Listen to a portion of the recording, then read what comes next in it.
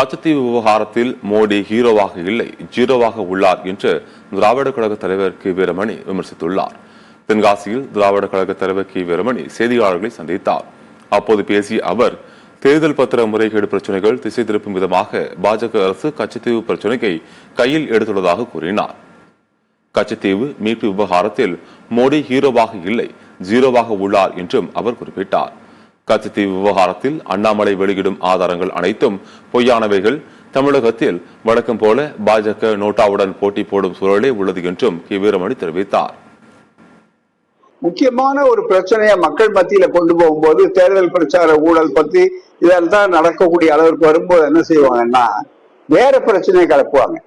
அதுக்காக இந்த கச்சத்தீவு இரண்டாவது அவருக்கு எந்த தார்மீக உரிமையும் கிடையாது குற்றஞ்சாட்டு. ஏன்னா இவர் என்ன செஞ்சிருக்கணும், நீங்க செய்யல, நான் திருப்பி கொண்டு வந்துட்டேன் கச்சத்தீவை பாருங்க அப்படின்னு கச்சத்தீவுல ஒரு ஹீரோ மாதிரி வந்திருந்தாருன்னா இவர் காரியம் இருக்கும். ஹீரோவா இல்லையா, அவர் ஜீரோவா தானே இருக்கிறாரு.